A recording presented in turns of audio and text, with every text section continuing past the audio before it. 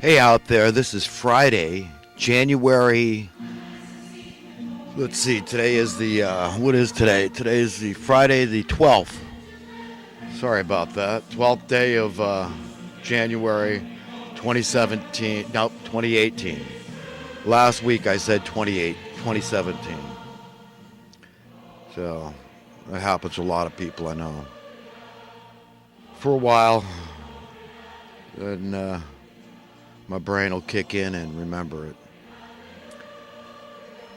Today I kind of wanted the theme to be this quote by Thomas Jefferson, although I understand it's disputed that it came from him. But this idea that the degree of tyranny that the people live under will be the degree of tyranny that they accept. And no matter who said it, it's very profound, and it's something that we really should contemplate and understand the implications and the ramifications of ignoring such a profound statement. And California is a prime example of what I'm talking about here. And the rest of the nation should really listen up to a guy that knows firsthand. I am myself third generation. Well, my grandmother, she got established here from Dalmatia. Her and my grandpa, we're going back probably before the 20s, something like that. But my mother was born in Los Angeles let's see, she died in 1979 at 47. She was almost 48. She would have been 48 that year. So we're going back to probably about 19, let's see, 19, my dad was born in 28. Let's see, so, oh boy. Anyhow, my math is screwed up here. I can't remember what year my mother was born, but she was 6 years young. Probably about 1922, I guess. 22, 23.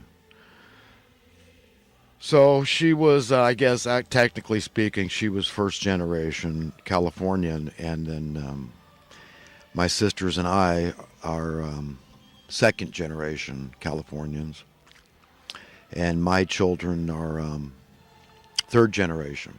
Of course, my grandkids will be, hopefully, God willing, will be fourth generation Californians. But the warning I have for the rest of the nation ties into this theme of tyranny and what you need to watch out for. And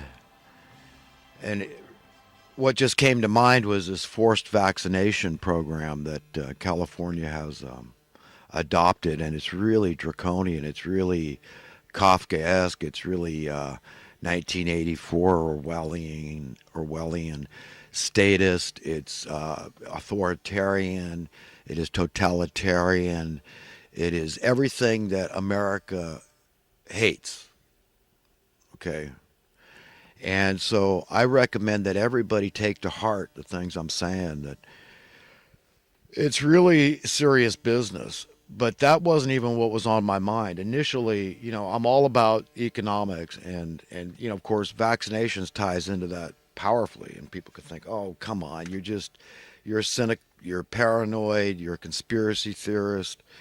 Listen to John Rappaport on the Alex Jones show. He cannot help it. He knows that there's something really stinky in Denmark, and however the term goes, you get the drift. But I too know that. And what I know is that this deliberate impoverishment of the people is to be taken seriously. And that's what I mean about California leading the way, and the rest of the nation is behind the curve in oppression. Yes, it's classic oppression. Cloward and Piven's strategy. Look it up. Read about this. It's not like poverty can't be prevented, and at a far lower cost to society.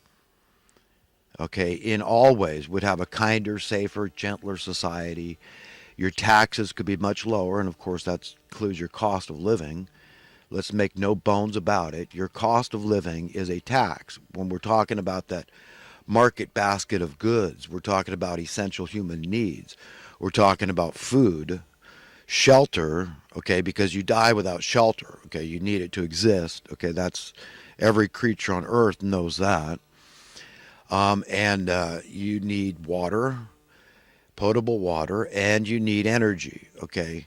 Because in nature, of course, human beings of the intelligence, we would just very instinctively, intuitively, naturally build fires to warm ourselves.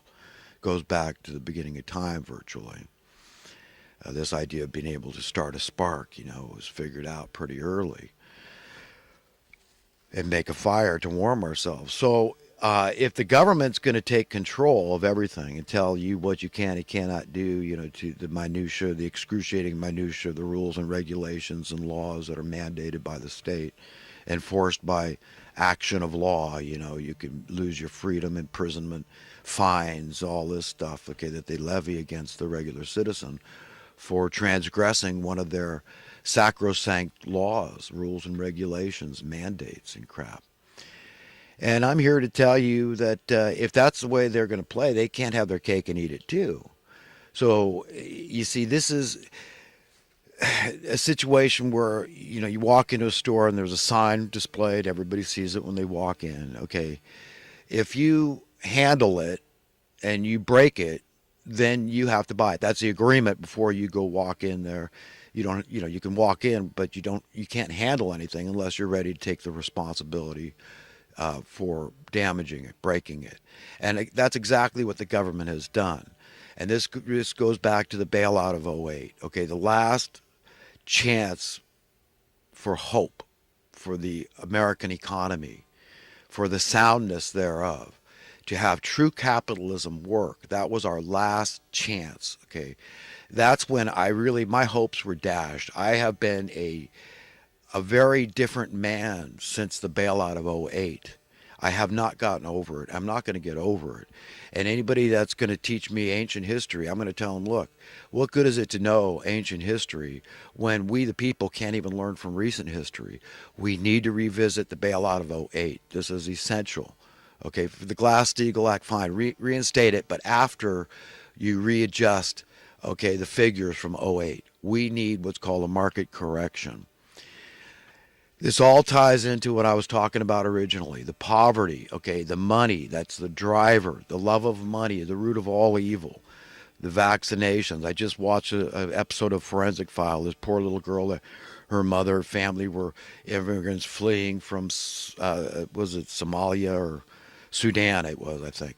But anyhow, she came here and the government put her up in some government subsidized housing, and the landlord of that housing didn't disclose that the decks were painted with lead paint, high percentage of lead paint in these paints on the deck. And the house was okay. It had gotten checked by the forensic team, but it was out on the deck. This little girl was eating paint chips, and of course, if the parents had been warned, they probably never would have moved in the first place. A lot of people with children apparently lived at this projects type place, and but anyhow, that's what happened because they were perplexed. They even went to Sudan to find out if anything that they were consuming over there might be high in lead. But this is what they found out. The little girl was chewing the paint, okay, for whatever reason. I mean, kids will be kids. I did some stupid things. I got into a bottle of St. Joseph's aspirin, it's orange flavored, when I was 4 years old. I had to have my stomach pumped. So I've done some pretty stupid things as a kid. I got into the little blue fluoride pills too when I was about 6 or so. I guess I didn't learn my lesson, but these vaccinations is forcing people to take vaccinations against their own. This is unconstitutional on its face. Okay, you just cannot force somebody to have an injection, okay, or their children. So this is illegal on its face. It goes against everything the American people value and cherish and behold as inseparable from who they are as a people, as a nation. And we've got to really think long and hard about this stuff. But everything ties into this love of money. And we're evil. I'm here to tell you that I'm scared for the people. I really am. And that's what I do in my videos. I try to warn people and say, look, this is the problem. I lay it out. And I show, look at the Bible. I'll go into the Bible and say, this is how I could corroborate the stuff I'm saying. So however harebrained and crazy you think I might sound, radical, left wing, right wing, whatever you want to call me. Okay, I mean, I can tie it in with logic and reason. I'll even do math with you and the Bible. I'll point to the Bible. Okay, but everything I teach and preach can be corroborated by the wisest men in history. Okay, and I'm not trying to look. All I'm saying here, folks, is I give a damn. I love everybody, and you know, the longer God works in my heart, I let Him work on my heart. You ask, seek, knock, and He will reveal. Okay, if you're ready for the truth, the whole truth, and nothing but the truth, you will find it. Okay, but it can be traumatic, and that's what I'm saying. A lot of people haven't really been traumatized enough by things like the bailout of '08, like I have been. And you got to understand what I'm talking about here. I'm talking about taxes and relative to freedom. I'm talking about your cost of living, a tax, the most onerous tax because it's hidden, it's a cult. You don't even know it. You think, oh, well, it's just, you know, it's the way it is. It's capitalism. And that explains why you have your taxes keep going up. Well, people say, but my taxes have gone down, especially after Trump. I'm talking about your cost of living, okay? And I'm not talking about all those millions upon millions of people that have been insulated and they're on the, you know, the long end of the stick, so to speak, in this thing, this equation, this wealth imbalance that just keeps on soaring and chugging along. That's what I'm talking about here. And it's awful. God, it's giving me a pain in my stomach talking. This stuff bothers me so much. I cannot convey enough how troubling I find it that not more people find it troubling. Okay, all this nonsense we're just accepting. Rents keep going up higher and higher. Whatever the market will bear. Right? That's a capitalist credo you'll hear. With no discussion about supply and demand economic principles, no discussion about special interest groups that are colluding together that have a common interest in manipulating markets and fixing prices, no discussion about the definition of what is progress economically, socially, economically, politically speaking, that serves everybody's purposes, that's not divisive, as any ever-growing wealth and income disparity is. Imbalance, it's inevitable. I mean, how can it not divide the people and make people bitter? How can it not cause class envy and class warfare and anger and bitterness and frustration and consternation and just misery? Okay, it does. And let's face it, let's be honest, it does. And when we don't have any accountability, we don't have any checks and balances, when we got politicians in there giving themselves raises for doing an abysmal job and just being traitors to the American people, to the best interest, the welfare of the American people at large, which can't exclude anybody. And we see soaring homelessness, and we see $50 billion a year being poured into Section 8 housing, which is supposed to take care of the poor. It's a subsidy, a welfare subsidy, that's supposed to make, you know, create housing that's affordable for everybody. That's it. So if you can't afford it, the government steps in until we can fix the problem, right? It's supposed to get fixed eventually, and then the program goes away. It's like a temporary subsidy. It's not supposed to be permanent, but yet they won't talk about it. Even Alex Jones. I mean, he'll have guests on, and he'll have his own reporters talking about, you know, how bad it is to put people on food stamps. I mean, a crummy, you know, a couple $100 a month. What's that? You know, what's that going to be? $2,400 in a year, and it's going to cost. You're going to pay $50,000 a year if somebody loses it because of financial desperation, extreme poverty. They say they see that they can read the writing on the walls. Okay, they know that. Look, I'm a paycheck away from being homeless and living under the bridge. So I mean, why fight it? You know, why don't I just commit some crime? I don't even want to be a criminal, perhaps they say to themselves, but you know, 3 hots and a cot, you know, sounds pretty good to me right now.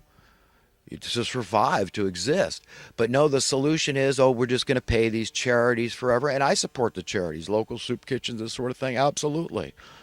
Don't get me wrong. You don't put the cart before the horse. We fix the problem before we take out the little bit that's helping people to survive. Okay, but let's talk about Section 8. I mean, Alex Jones has guys like Robert Kiyosaki on the show, and this guy is one of the biggest crony capitalists, taking total advantage of the social welfare system. Where do you think that $50 billion a year is going? It's going into his pocket. Even if, say, oh, well, Richard Kiyosaki won't even accept Section 8 housing. He just rents to, you know, people that can afford it, that have jobs. He takes credit scores and all this, and so don't blame him. No, no, no. You don't understand. The entire industry, okay, is benefiting from this, okay. And I don't mean benefit. You see, when you hurt other people through your profit, okay, that's ill-gotten gain, okay, and it won't benefit you in the long run. If it hurts your conscience, okay, if you see that it can't be, it's not sustainable, it's like a pyramid scheme, what are you leaving to your children, your grandchildren, your great grandchildren? You understand? What are you going to say for just going with the flow, going along with this